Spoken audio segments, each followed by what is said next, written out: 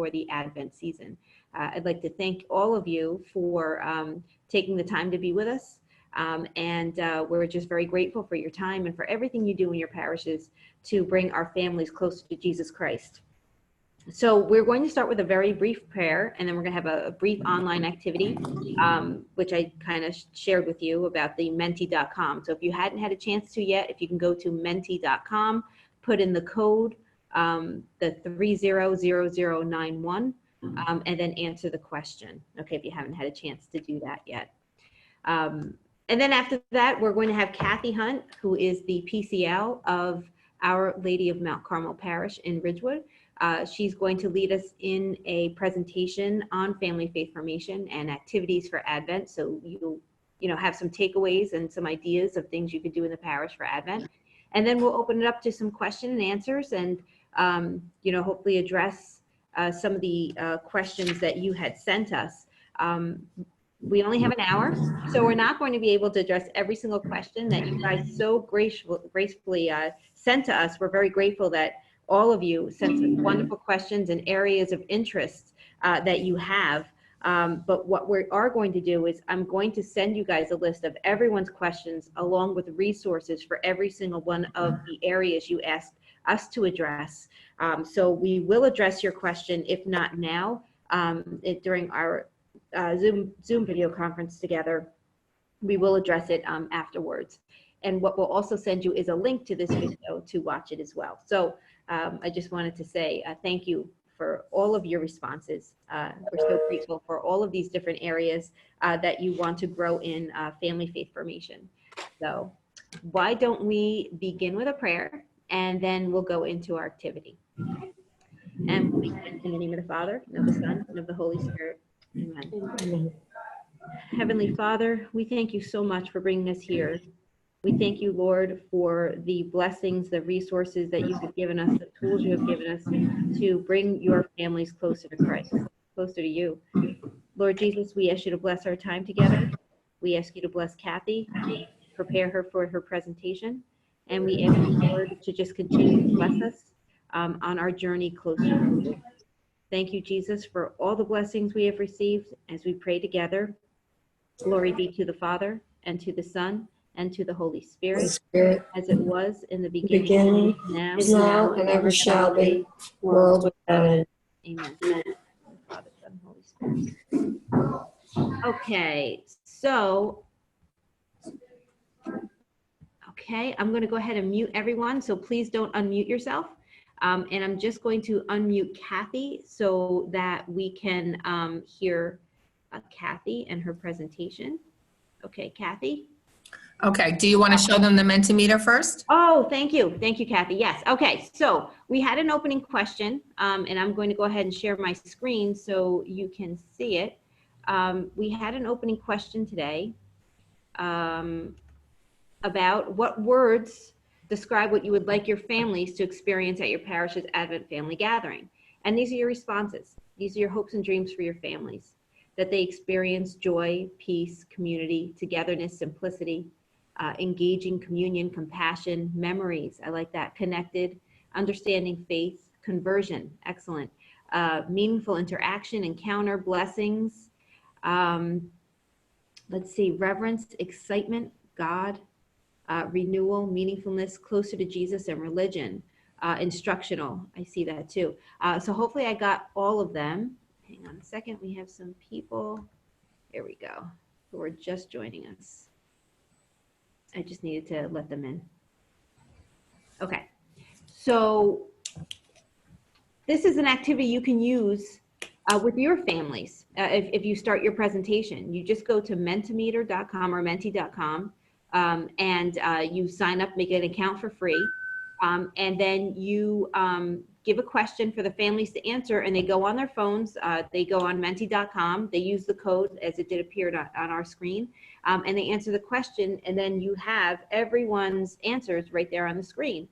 Now, if you notice some words are bigger than others, that means that more people use that word. So the joy, which is the biggest, had more responses than the others. So I just wanted to show you this is a little activity, a little resource for you that usually goes over well. And there's also opportunity for you to do multiple choice questions if you want to. There's a bunch of different ways that you can use the Mentimeter.com app. So we just wanted to open up and show this to you. Kathy, did you want to add anything about this? No, I'll refer to it in my closing slide, in one of my closing slides. Very good. So I'm going to stop sharing my slide, and that'll give access to Kathy. There you go. Okay. You're on, Kathy. And thank you. I just want to say a quick thank you to Kathy and for the time and all of the effort she's put into this presentation today. We're just very grateful to you. So thank you very much, Kathy. So good morning, everybody, and thank you, Joanne, for inviting me to share a little bit about our family program, our family faith formation. We call it When Families Gather. And then Joanne asked me to share a few activities that you could do with your families for the Advent season. So I know that some of you might want to do this, do your Advent family gatherings as your religious education for Advent, and some might want to just bring families together in addition to their regular religious education. So we have some activities that you could do for both of those things. So first I was going to explain a little bit about our family program. I've been here 12 years and our family program has been in existence before then. And so currently we have about 260 families in the program. So we currently have 4 different groups. And it is their main religious education option for the year. We have this program offered to any families with children in grades 1 to 6.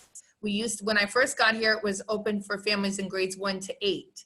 But it was very challenging to try to come up with an activity that would really engage first graders and 8th graders and 50-year-olds at the same time. So now we've kind of have a separate program for grade 7 and 8 with a different focus. And for our family program, we offer it for anyone that has children in grades 1 to 6. And we also encourage the families, if they have younger children, that they're invited to come as well. Whatever activity we're doing, we try to engage the whole family. So 2 groups meet on Sunday mornings and 2 groups meet on Monday nights.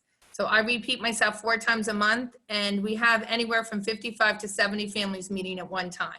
This year it's closer to 70 for each of the 4 sessions. We use, the textbook that we use is called Alive in Christ.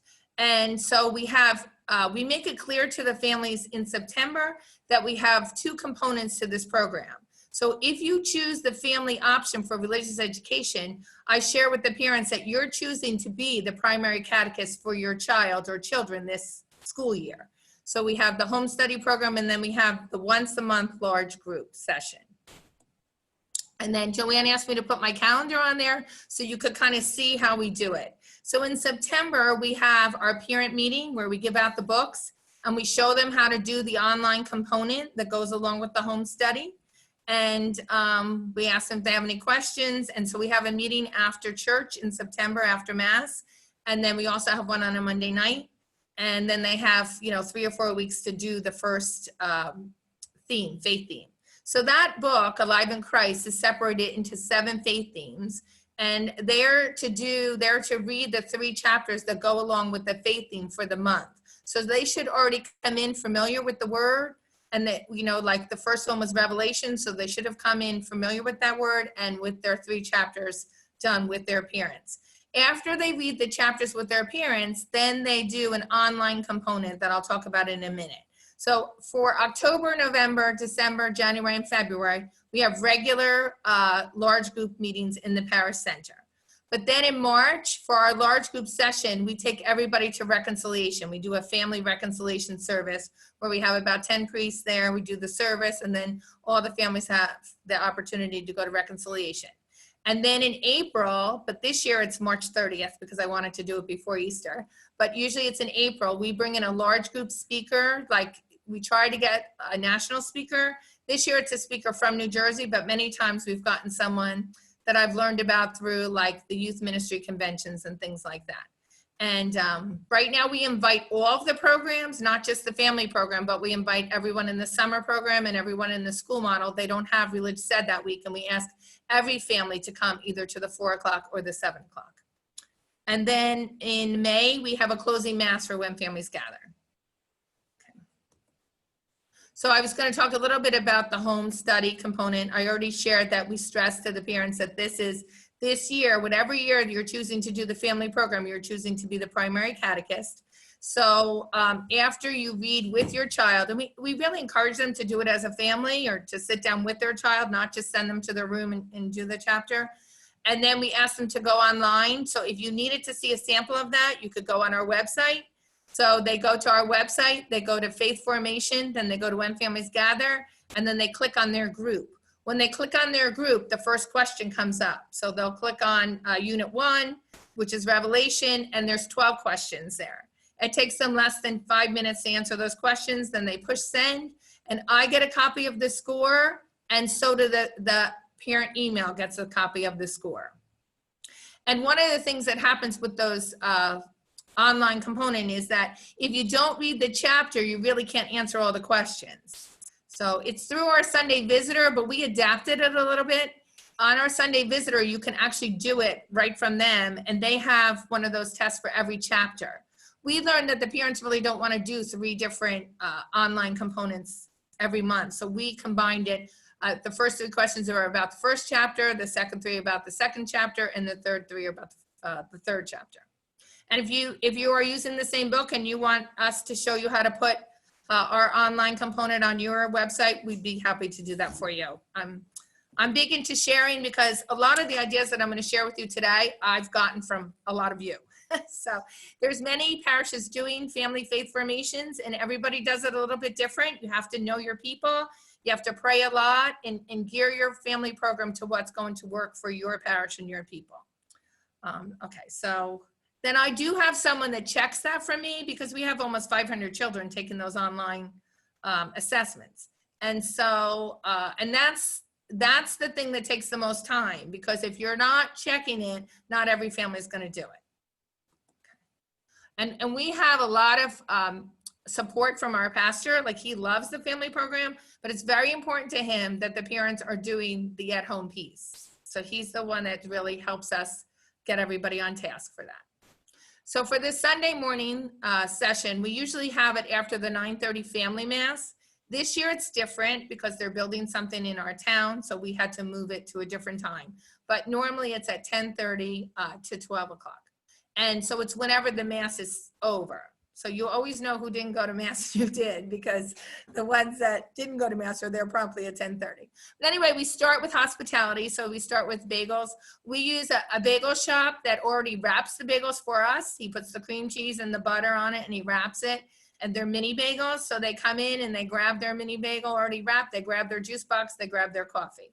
We used to like pour juice and all of that, but we found the juice boxes, they might be a tad more expensive, but it's really worth it as far as being able to get started on time. So the first 10 to 15 minutes, we have a light breakfast, and then we begin our session. So for the Monday night sessions, we have a pizza, and I inherited that. This was going on way before I got here. They started with like 12 families years and years ago, and they used Market Basket and had beautiful hospitality, and then broke into a session. And so we've just continued that, but now we order pizza. I think we had 22 pizzas last week. So we order pizza and they bring their own drinks. But I have to tell you, they don't all bring their own drinks. So you should have some water and some things there for them as well. So I try to get them there as close to 6:30 as possible, but life happens and they're running from soccer and basketball and everything. So I try to tell them that they have to be here by 6:45 in order to get the pizza. Then we start the family session at 7. We try to only go 1 hour, especially on a Monday night, because I'm very sensitive to the fact that they're young and they have other things to do when they get home, finish homework and finish dishes and things like that. So we have 7 monthly sessions, October through May. But for the Sunday morning program, our sessions on Sunday mornings are only October through February, those regular sessions. Once March comes, we ask the Sunday program to move into the Monday nights. And we have 2 reconciliation services instead of 4. And then for the large group speaker, that's on a Monday night. So everything from March, April, and May is on Monday evenings. So our breakout sessions, so 2 to 3 times a year, I do it on a 2-year cycle. I break out into grade level. So we all come together for the hospitality and for opening prayer. And then I have a teacher that's a trained teacher. She teaches the first and second grades together. And so for this month, we're doing that. She has about 30 students. And then I'll teach all the third and fourth graders. And then someone else will teach the fifth and sixth graders.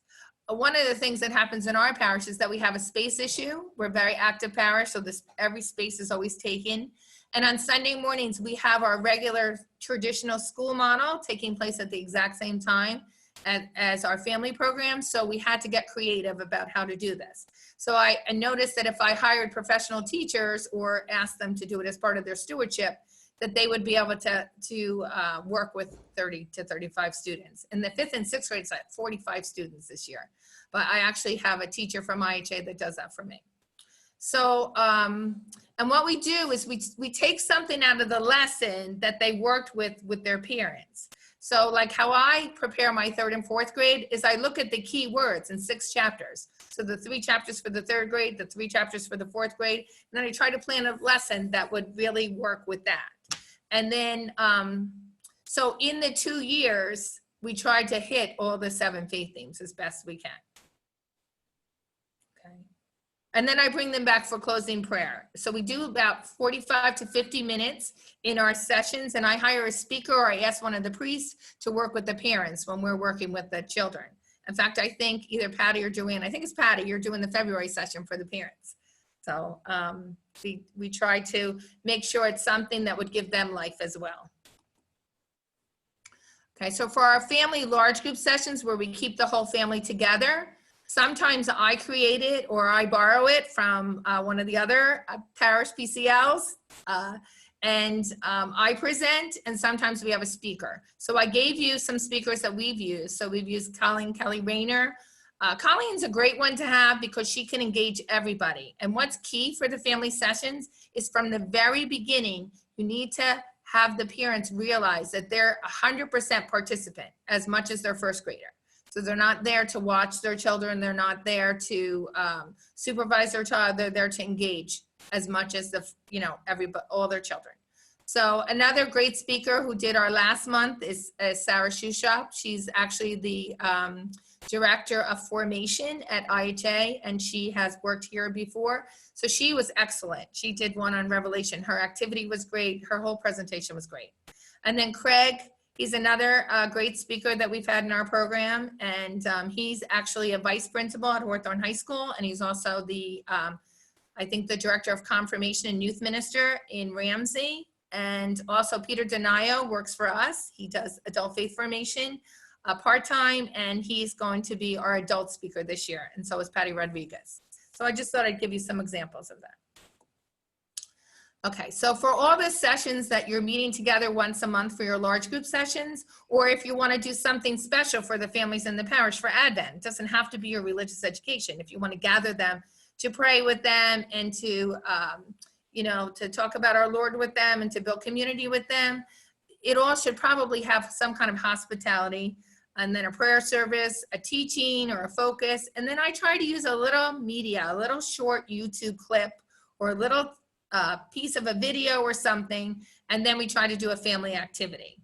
And when you do your family activity, just have in mind that's all different age groups. So there might be like a 4-year-old there, and there might be like a few parents do bring their 7th and 8th graders anyway because they don't want to leave them home. So I just try to remember that there's all different age groups.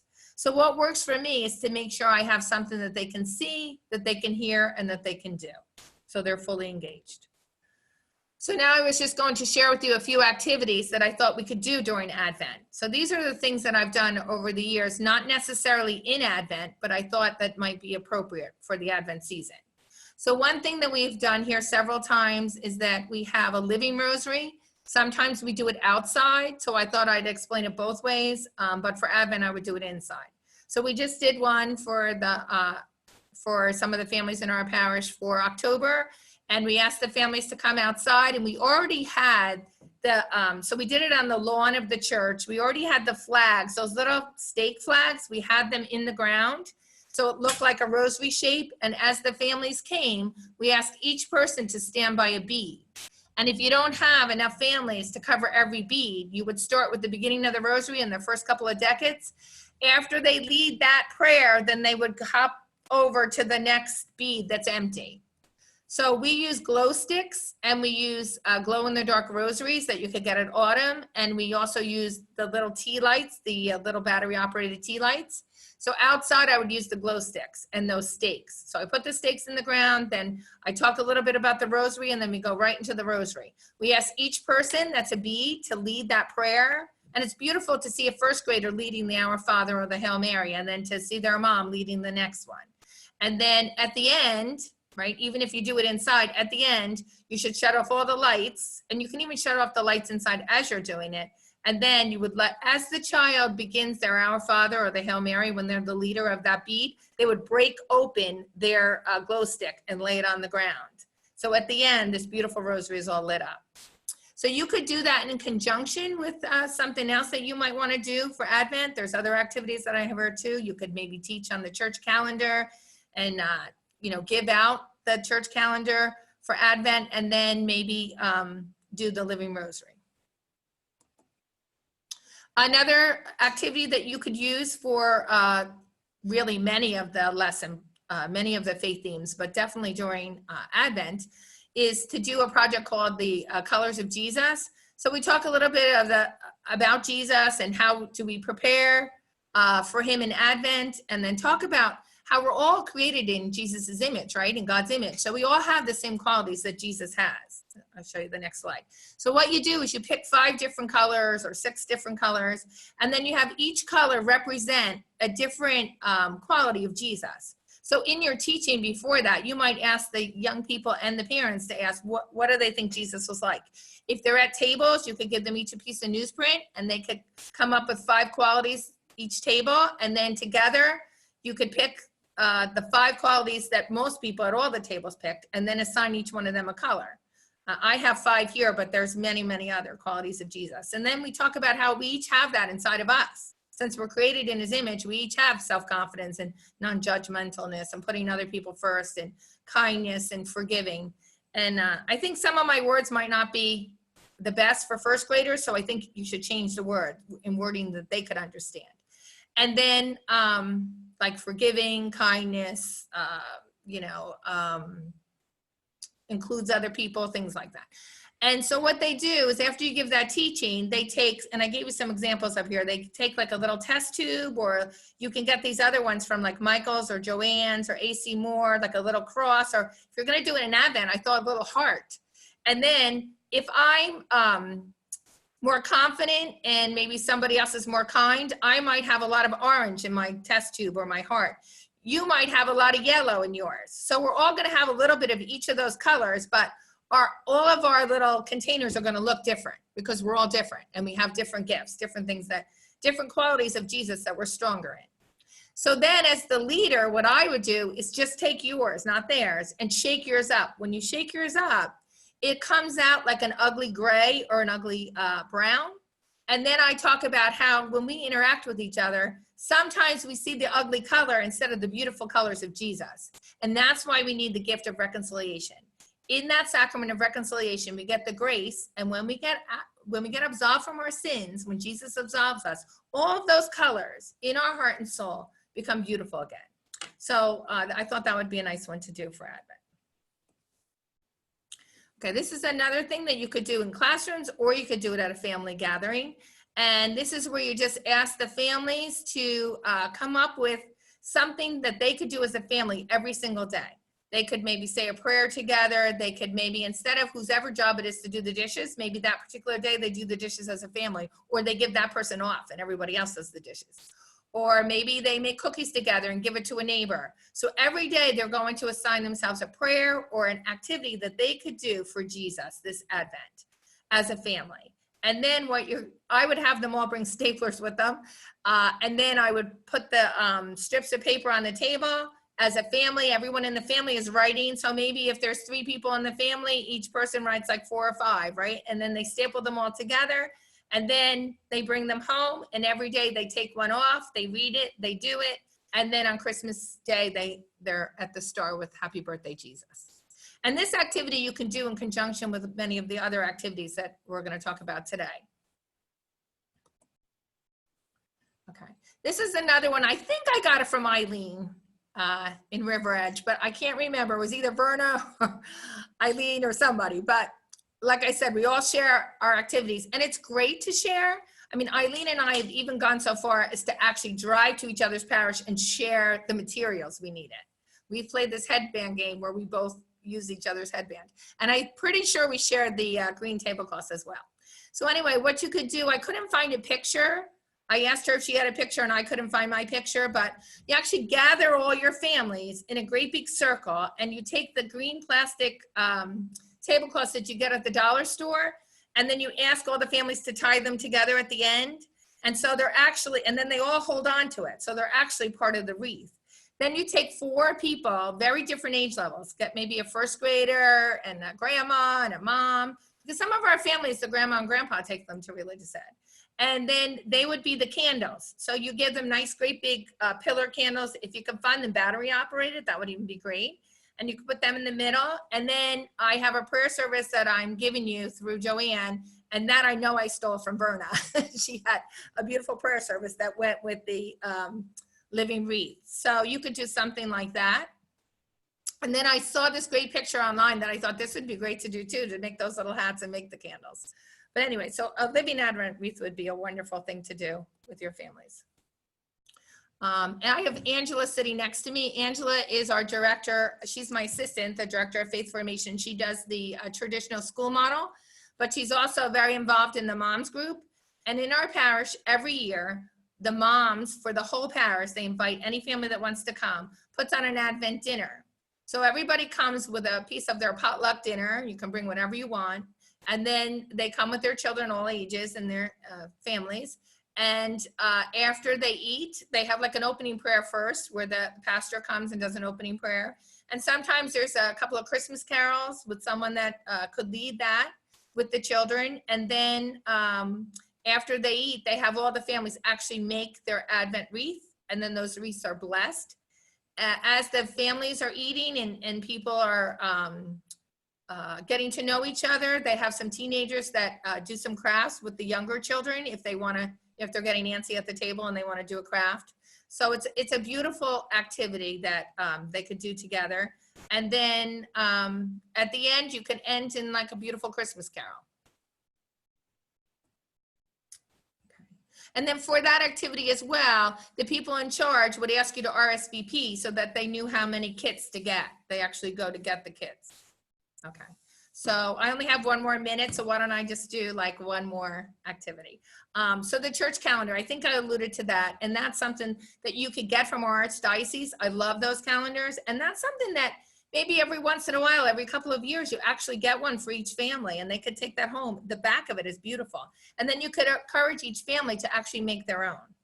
Okay, I'm gonna go through this very quickly. You can read that one yourself. I just wanted to touch base on this one. So this is the one we did a couple of years ago, and the last year I did it with another parish. So you invite your families to come and you get this movie. This movie was out at the movies, and you just show them a couple of clips of the movie. And as you show them the clip of the movie, there's also like a little prayer that they all say. So we watch a clip, we say a prayer, we listen to a reflection, and then we sing a Christmas Advent song. So you need a leader of song there. Okay, and then this one you can read. We do this almost every year. We were blessed enough to have a Learning Express near our in Ridgewood. So we were able to walk to the toy store. So, but you can read that because I feel like the last thing I wanted to tell you is that there's 3 YouTube clips that you could use during Advent that I've found or other people have given to me, and they're really awesome, especially the Christmas According to Kids. Do yourself a favor and watch that. And I thought these are also things, if you're not going to gather the families at Advent, something that you could give them that they could do at home. Oh, okay. And then also how you can use Mentimeter. I just wrote up the instructions for you. But that's a great way to start your presentation for whatever faith theme you're doing. Okay, and then I just gave you some materials that you could send home with your families. I tried to send, especially at Advent and Lent, things that they can do at home to continue. So if we're going to make an Advent wreath, then we should give them the prayer materials they need to pray with that. And then maybe send them a couple of emails during Advent saying, how you doing with that? And this is how I'm doing with it. And I know that families are at different places in their faith life. So have a couple of different things that they can choose from. So I know a lot of families like just the simple Advent calendar where they open up and read that prayer. But I also found this Christmas novena, and you might have a couple of families that are ready for that. So these are all going to be. Okay. I'm sorry, I was trying to stay on task, on time, but Joanne's telling me to talk about the Family Service Project a little bit. So this year we're going to do it differently because Learning Express has closed in our town. So I'm going to give you 2 ways to do it if you would like to do something like that.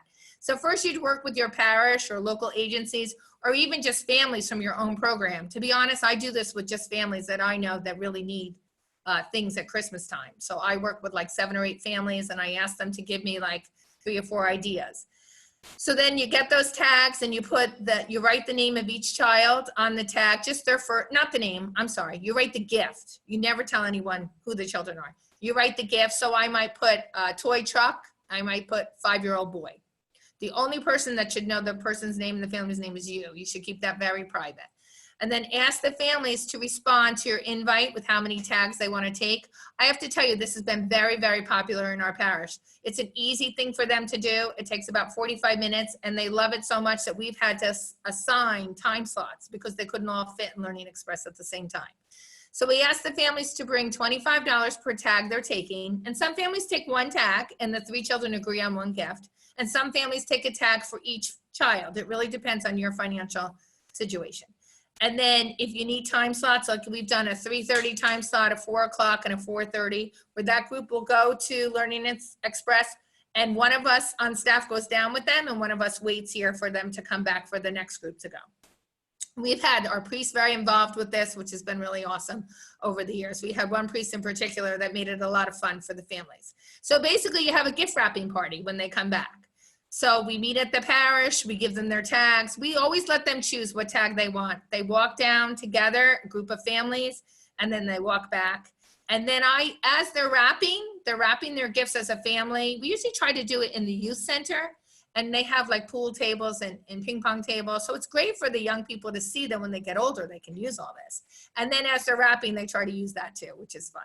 And so we have a gift wrapping party, and I walk around and ask each child why they picked that particular gift. And I'm always so impressed, and it always gives me so much joy that the children always pick a gift they would like to have because they want that child to have just as special a Christmas. So, and you have to be careful. I always tell them that we're helping Santa, that, you know, we get gifts from Santa and then we get gifts from our parents and our grandparents, but these children might not get any gifts from their grandparents and their parents. They just get gifts from Santa. So we're helping with that. And then, let's see.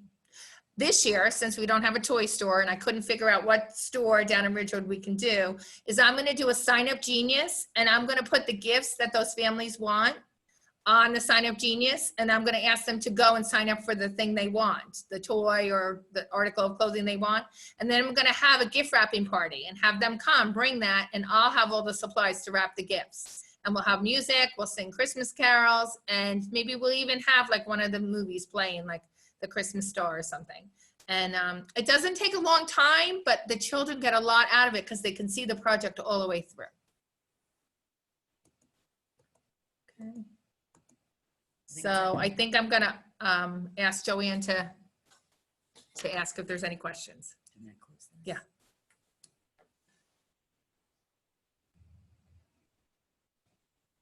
Can you put her on? Stop. Okay. Thank you, Kathy. That was excellent, most helpful, really great. And the reason why I wanted to ask you to highlight the service project is because, especially working with young people, especially our teenagers, service and serving others is the #1 way that that's an on-ramp for our young people to be connected to their faith and to the church. So anything you could do service-wise to bring our families together will really be helpful, especially for the families who have kids in middle school and high school. That really resounds with them to do something for people in need.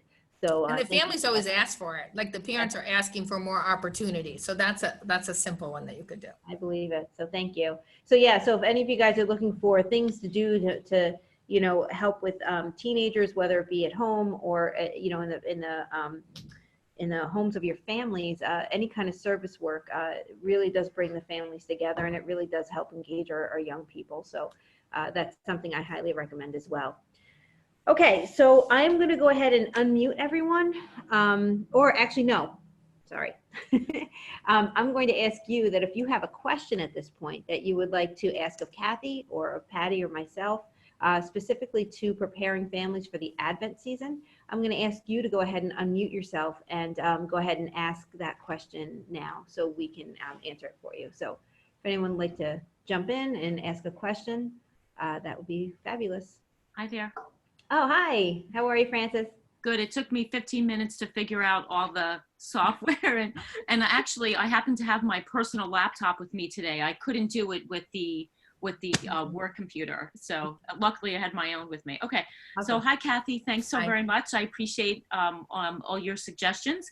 We do have an Advent giving tree already that's in place, but I like what you said about perhaps having something for families in the area that might not be able to give their children gifts and things like that. So I'm going to see how I can go about doing that. I was considering perhaps putting something in the bulletin. We do have an Instagram account. I thought maybe putting something on that, but I want to be careful with the language that I use, obviously. So can you perhaps give me an idea of how you explained it, or how you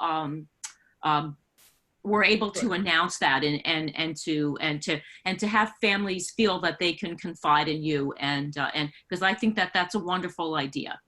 Well, first of all, the one thing that I always have to keep in mind, that Father Ron always reminds me, is that the Giving Tree is our main source of outreach in Advent. So I don't want to take away, we put like thousands of tags on the trees in the church. So we have to always make sure that we give that as an option for the families. So I only advertise this project through religious education. So I specifically do this. I don't advertise it to the whole parish, because I really want everybody, the parishioners are so used to giving in the Giving Tree, and we really count on that. Yeah. So you don't want to discourage people from doing that. Right. Right. And then the other thing is, I don't advertise how I get the families. I just know the families in my program. Like it's a one-on-one, like families I've helped for communion dresses and suits for communion.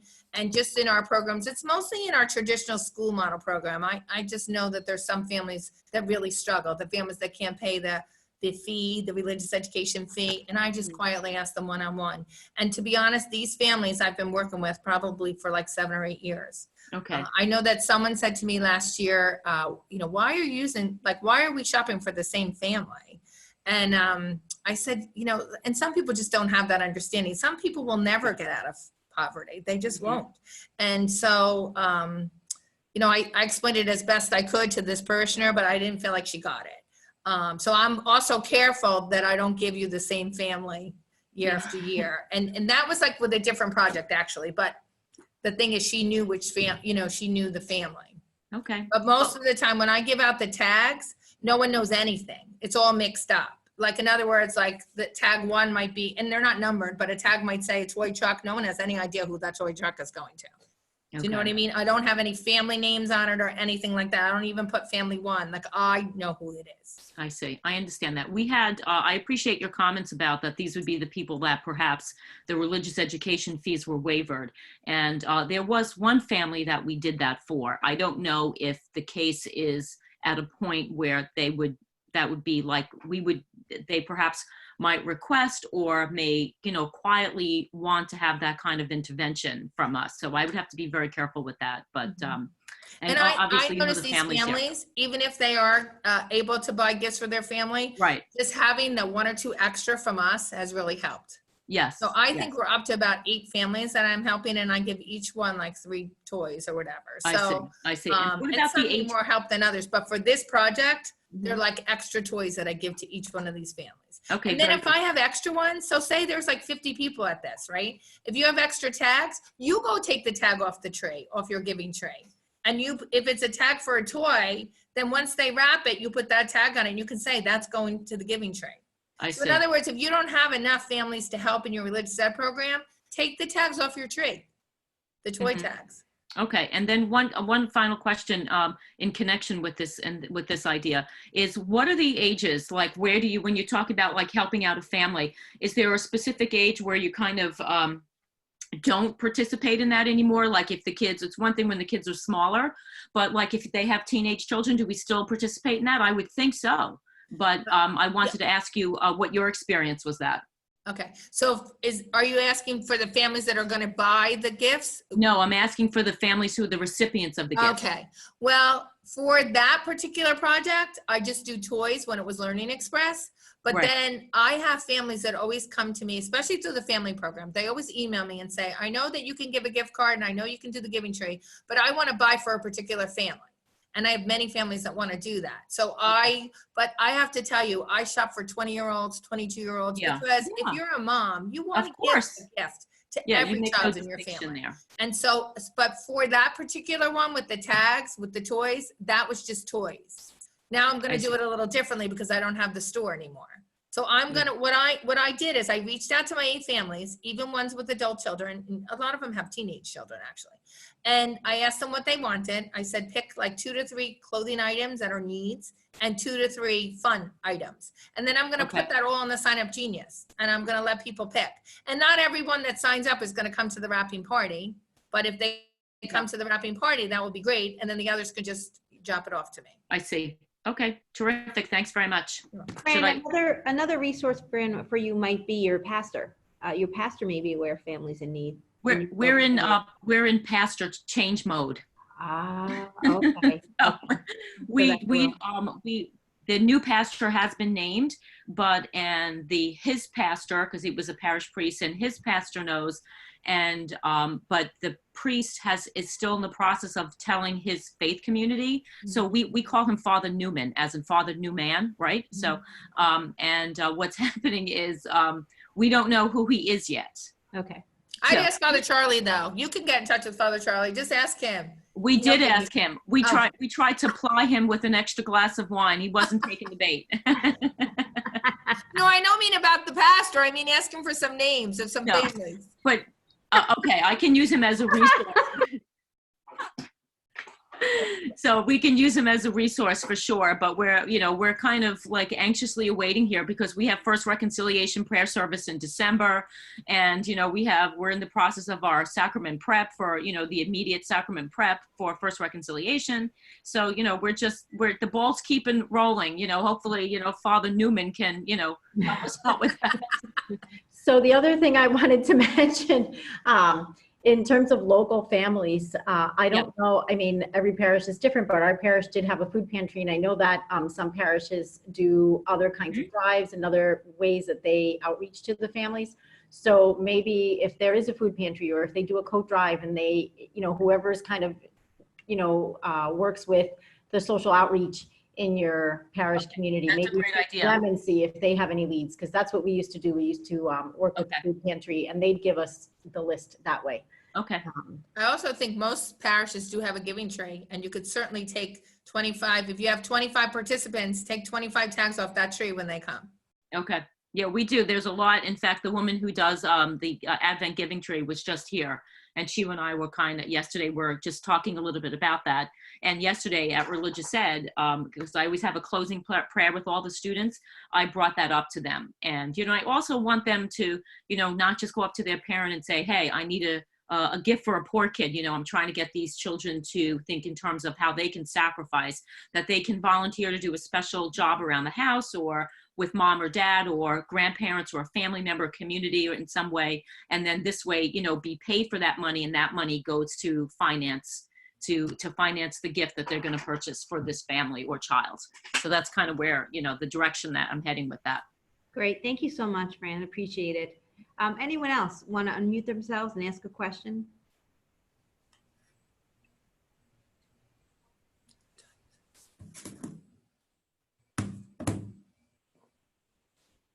Hi, Patty, and hi, Joanne. This is Joe Mazzi. I've just got a quick question.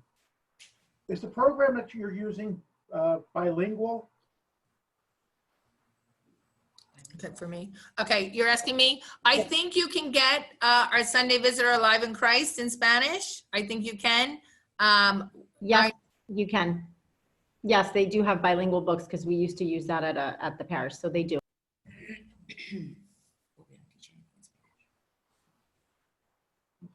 Does that help, Joe? Not really, but I was trying to figure out, does she have a bilingual? I'm trying to figure out how this would, like, if I was modeling this in my parish, Sure. because we're obviously, we're probably 60% Hispanic now. But yet I still have many kids that are English speaking. And I'm just trying to see to get my parents involved, if you're running into anything like that. I would do, like, we have a very large Spanish community here that they know how to do hospitality and they know how to gather. They gather every week after the 3 o'clock Spanish Mass. And I'm wondering if you could do one of the family programs right with that community and invite everybody in, because they could really help you set up the community aspect. They're great at hospitality. They're wonderful at. Okay. So Joe, we used to do that at St. Joe's, and we can talk more about this, you know, like offline if you wanted more information, but overall there was an option. We used to run the program, like we used to run 4 sessions. One was bilingual, and I can explain a little bit more what that meant, but basically it means that the classes were in English for the children, but the parent breakout groups, there was a parent breakout group in Spanish and one in English. And then on Sunday mornings, we'd have 2 sessions in English before the masses. But then before the Spanish Mass, we had a session where, again, the classes were in English for the kids, but the parent breakout session was in Spanish and their books were bilingual. So, I mean, I can share more details with you, but in case anybody else was also wondering, that was one way. That's the way in which we address that. I may chat with you offline on that. Okay. Anyone else? Good morning, everyone. Oh, good morning. It's Brenda over at St. Mary's. I'm not getting a video feed. I hope everyone can hear me. Yes. Okay, great. So my question is with the family gathering program. I know you mentioned that you inherited, I guess, an existing program, and this is what was included into it. How do we get, I guess, establishing a brand new program and getting parents on board, and I guess the accountability aspect of it for the parents that are, you know, brand new and hopping into, I guess, setting a new trend within the parish? What is the accountability aspect of the program? I'm thinking. I'm sorry. No, go ahead. I'm thinking if we're trying to get them to Mass, right? As step one, how can we also, you know, get them to embrace the domestic church and really taking on that role as a catechist and the accountability that comes along with it? Okay. So for our parish, this was done very differently when I first got here 12 years ago. We've kind of, you know, tweaked the program year after year to try to get it, you know, where would be most effective. So the at-home piece wasn't really in existence when I came. So this is something that we developed as a staff, mostly the pastor and myself, that we needed to find a book that we could use that would really help the families be able to form their children at home. Because if they're choosing for their main religious education a family program, you're really helping them, you're assisting them, but you can't teach to a 1st grader and a 6th grader and a 50-year-old at the same time. So they're really the ones teaching them, forming them in faith, and then we're assisting with that. And so we kind of share that. I think it's very important to share if you're choosing this model. I think it's important to give them choices. Not every family is ready to do this, take on this commitment at home. So if they're choosing the family model, you have to really tell them that that's a really important piece, because at the end of the year, if they don't know their prayers and they don't know their faith themes, it's because the parents haven't really taken the time. So the more energy the parents and the children put into this, the more the children are going to be formed in their faith. So I think that's key. And I think in starting small, just inviting families to come to it. So if you start with 10 families or 20 families, in our parish, it started with 10 families many years ago. And they had the dinner catered. They did once a month. They had the dinner catered, and they just gathered as a family. Can I respond? Yes. This is Eileen Hanrahan. Yes. I alluded to you a couple of times already. Hi. We have a family program that we started about 10 years ago. And what we did was I made like announcements, and it was kind of before like we could totally use email as a way to communicate. So we just announced that there was going to be a new program. We're changing the way that we are looking at, religious ed and the classes and everything. And we, instead of handing out the registration forms. The way to get the registration form for the upcoming year was to come to a presentation by myself and our pastor, Father Michael Sheehan. And so we just kept on offering times in which they had to come and listen to us and listen to why we're doing this and understanding, you know, what the format was going to be going forward and the changes we were making and why we were making it. And so, you know, maybe, you know, 50 people came to the first meeting and, you know, then people were like, I'm not coming, whatever. Well, then you're not going to get your form. So when I made the change, I made sure that people heard it from us. And if they had questions, they could ask it. The best I could described why we were changing from a traditional model to a more family-oriented model. And the way they got their form was to attend these meetings. So that's Can you explain to them, Eileen, how it's an option though, and what they have to do? Because your parish, the way you do it is very different than ours, and I love it.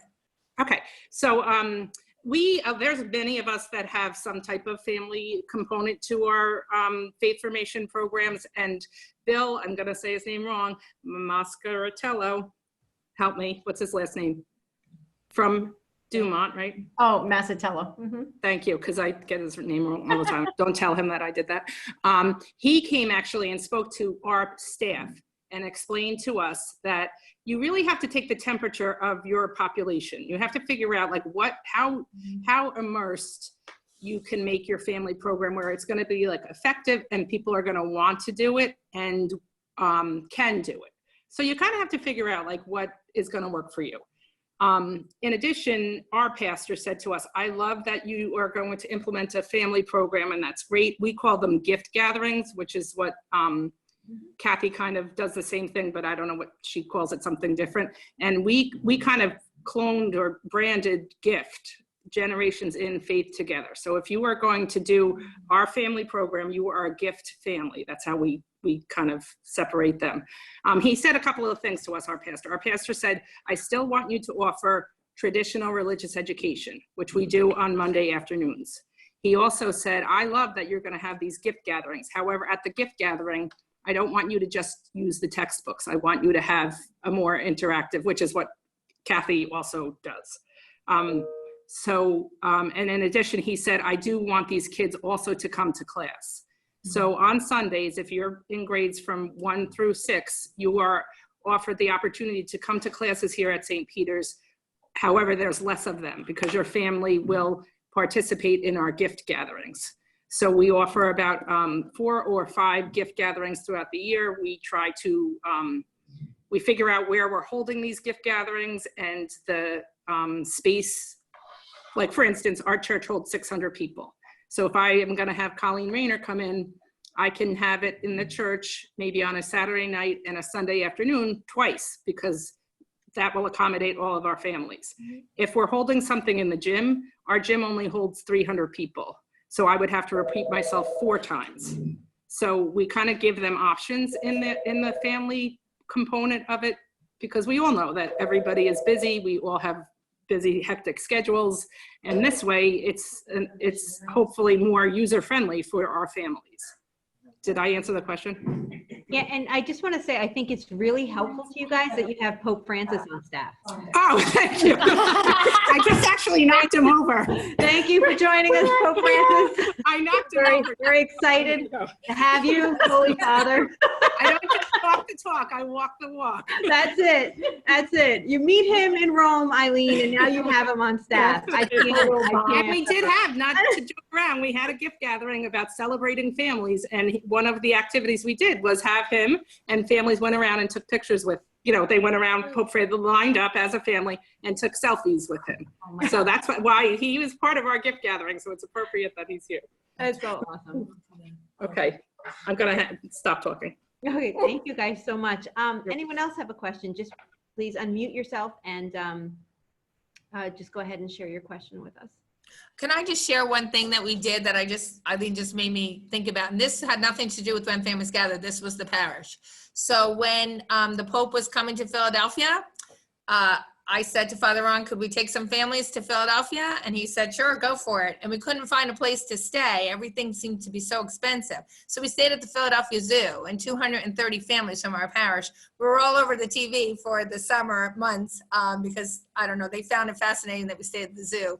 But in the end, the zoo closed because they were afraid of so many people. So we had the zoo to ourselves.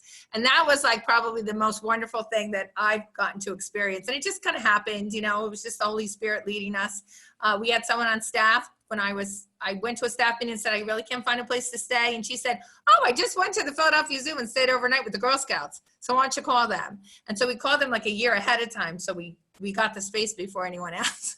So I just thought I'd share that there's some wonderful opportunities that will just pop up when you least expect it. I was in Jersey City last night. Cardinal Tobin had one of his moving forward in faith together, forward in faith together, right? Yeah, one of his town hall sessions on his pastoral plan. And he actually mentioned family faith formation as being a priority as far as faith formation goes in the parishes. As an initiative he wants to move forward in all parishes to really help our families to reclaim their role as the primary catechist of the children. But one of the things he mentioned, Kathy, were the amount of families that went on the pilgrimage. There was a pilgrimage recently to the Immaculate Conception Basilica in Washington, D.C. That was specifically for the Archdiocese of Newark. Yes. And Cardinal Tobin went, and he specifically mentioned the families who were there together on pilgrimage. So it was really beautiful to hear families taking those opportunities, like you said, Kathy, to do something different. One of the staff members is looking into a family camping experience for us, or a family retreat. And I'm noticing that after the pilgrimage we took, families are asking for it. It's just hard to find something affordable that, you know, you could do together. But definitely what was beautiful about that and staying at the zoo is that if you struggled with money, or if your family didn't, you still had the opportunity to go. Because it wasn't that expensive, we could pay for people that couldn't go. Do you know what I mean? So it's hard to find one like that, but I think it's worth it. And camping might be a wonderful way to do that.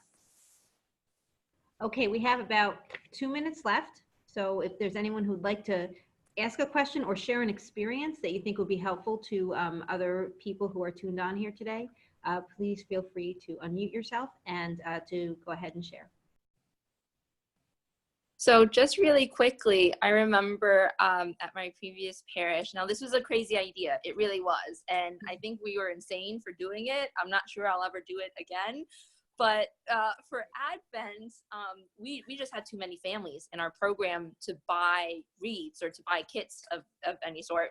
So I think I was just scrolling online somewhere, and I found this idea where, you know how you make those clay, like, handprints or things, right? It's like salt dough or something like that. So I begged my catechist, and they were so good about it. I gave them the recipe for the salt dough, and they all made like these round clay things, and we imprinted, before they baked them, they imprinted tea lights, 4 tea lights into them.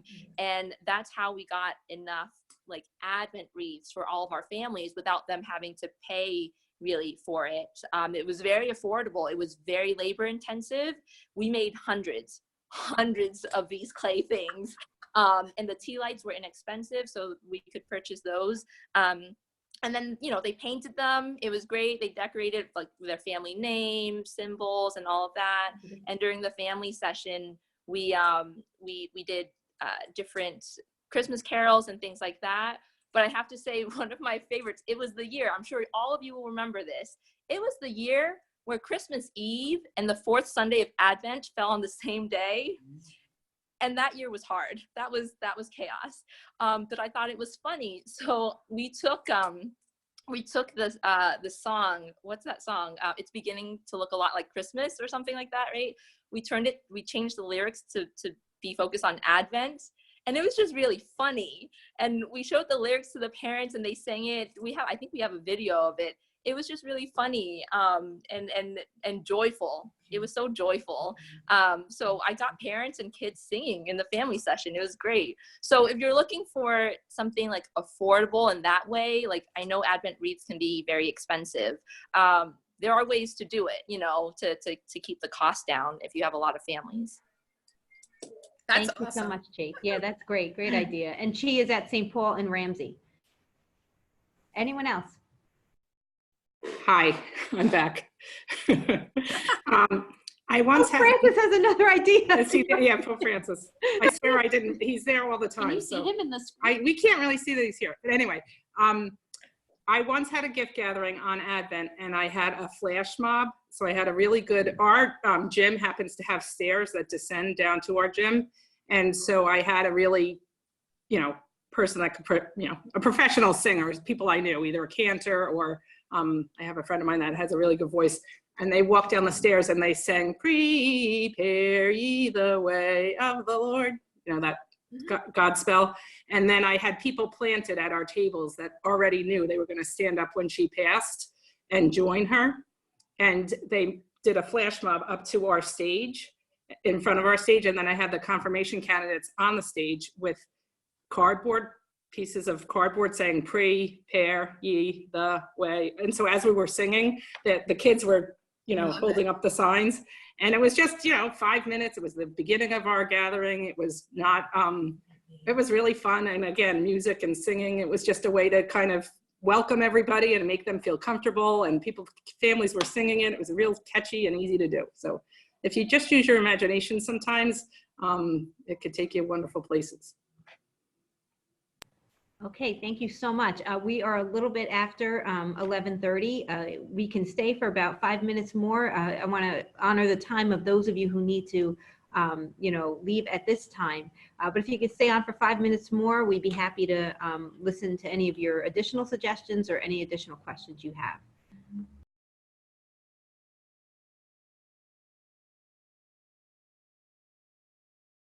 And just remember to unmute yourself if you want to talk.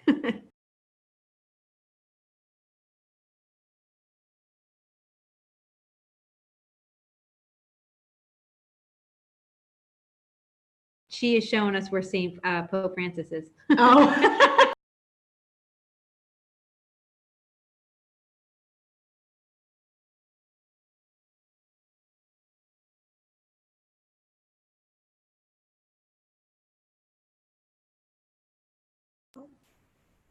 Okay. All right. Is there anyone else who wants to share? I guess I have one last thing, because we're talking about parishes who might be trying to start up a family program and taking the temperature of your parish to see what would work best for them. I'm kind of in the same situation. Even though I'm familiar with the family program, I'm at a new parish, and so I'm still taking the temperature. And this past year was my first year, and it, the minimal. I did minimal because I wasn't sure. And then this year I've adjusted a little bit, trying different things. And slowly but surely, I'm sure we'll find the right fit. But one of the things I've found helpful was there are many families at my current parish that aren't quite ready for a full-blown family program quite yet. But one of the things they really liked was the option of doing the take-home activity. So for example, September was crazy for all of us, but especially families. And so many people were saying, "We can't come to this event. We can't come," because I had it just be a kickoff event along with the parish picnic and mass. And so the activity was a prayer box activity. I got these like cheap things, and they were decorating them, and I had prayers to be used throughout the year, prayer cards for them. But so many families couldn't come. So I said, "Don't worry, just come, make sure you're attending mass that weekend, come pick up your prayer box and the worksheets or whatever, and then do it at home." And a lot of families gave me feedback saying how much they appreciated that, because they felt so bad that they couldn't come to the event itself. But they came, picked up their activity, and they were like, "We did it, we decorated it, it's sitting on the counter right now." So that was another component of this, family formation that I thought worked really well. It doesn't necessarily have to be at the class itself. The hope is that they're doing things at home. And I just thought that was a good way to support them in that, to, ease the anxiety. They miss the class, but they're still doing it at home. Great. Thank you, Che. One quick thing I want to say, I'm looking at the list of questions that people had, written in. And as always, we always get the questions of how do we help our parents see the importance of Mass? And I think we need to maybe change the question a little bit. And how can we help our families see the importance of Jesus in our lives? It really, I think what we need to do is to help instill in our families, in our parents, the importance of knowing God, loving God, and serving God. And then once that connection is made, because I really think in today's families, the importance of God and living a faith-based life is kind of lost in the shuffle of things. What we're competing against. We're competing against sports and extracurricular activities, dance, band, all these activities that we're competing against. The importance of living a faith-filled life and the importance of having Jesus in our lives is being lost. So I think if we can provide effective witnesses to our families of the importance of Jesus in our lives, any kind of studies or resources, and I'll be happy to provide them that point to the benefit of faith in the home, the benefit to faith to our young people, especially in their adolescent years, showing our parents that we're partners with them in raising their children to have happy and healthy and holy lives. And I mean holy, not only H-O-L-Y, but W-H-O-L-L-Y, whole lives, lives of wholeness and wholesomeness. I think those things, the more we can nurture that in our families through these ministries, the more we're going to start seeing them come to Mass. But it's got to start with building their relationship with Jesus. And they have to understand that by us sharing our relationship with Jesus. Like, why are we in this line of work? We are all so talented. And there's a bunch of different areas we could be doing and using our time and our energy and resources on. But we're choosing to serve Jesus through the ministry that he called us to. Why? We need to get that witness and that message out to our families. And that'll say something. Yeah, of course. And that'll help hopefully promote in them a desire to want to know and grow in their own faith as well. Patty would like to share. Just in terms of the family formation, kind of to go along with that, it was the temptation when we started the family program years ago at the parish where I was previously, to kind of have the families. When I thought of family catechesis, I was thinking families gathered all together, and it was kind of that was the temptation to just kind of do it all together all the time. But to speak to what Joanne was saying, we found that when we had the parent breakout sessions, that really gave us the opportunity, that gave us the place, the forum to be able to really go deeper with them in terms of helping them and leading them, providing a place for them to really understand and deepen their relationship with the Lord, for us to really be able to be, evangelizing parents, and providing formation as an adult, because you really can't speak to that adult or speak about the more serious issues or speak about, those places where they really need the Lord in their life. You're not going to do that in the presence of their first grader or their second grader. So we really had to split them up. And then even though we still had the intergenerational events, so I think along with family formation, even in terms of preparing for Advent, what does that look like in terms of preparing for Advent as a family? And then what does it look like in your own personal spirituality? What is Advent about? Like, I remember we did an Advent session just with the parents where we really talked about waiting. And what are we waiting for? Maybe we're waiting for a job, maybe we're waiting for a diagnosis or, so just like on a more adult, thinking of an adult spirituality. Anyway, so that's. When we didn't break out into grade levels and we wanted to do some things with parents, we found a different activity for the children and put them in a different room and did something more like a bingo or something fun and had like more staff members there. Because I think that is really important. And I noticed that the parents are asking for more. You have to go slowly with that. I think the key of the whole thing is to go slowly. That our parish has been doing it for over 25 years, but you have to go slowly. And I think you have to give choices and you have to remember, Father Ron's best slogan that he says to me all the time is, we're a field hospital. Like, you have to remember that, and you have to remember that they're trying their best. Great. Thank you so much, Kathy. And thank you all again for participating with us. We will make the link available to this this video conference So if you want to share it with someone else at your parish or make it available to some of the other people who are working on your family faith formation team or even your pastor, that would be great. Patty's having a really good hair day today, so it would be really Oh my awesome if you gosh. get that out. I'm just kidding. We're gonna cut that, edit that part of the video right there at the end. And I just wanted to share with everyone that I gave Joanne all the activities that went with that. So all the handouts, the nativity prayer service, all of those things, Joanne has them. And if you have any questions about any of the events that I shared, just call me or email me. I'd be happy to answer any of your questions. Thank you, Kathy. Thank you. Yeah, that's exactly what I was going to say. All of this that you saw today, the PowerPoint, the resources, the list of activities, that's all going to be made available to you as well. So thank you again. Just know that our catechetical office is here to serve you, to help you, encourage you in any way we can. So please do keep in touch with us and let us know what your needs are.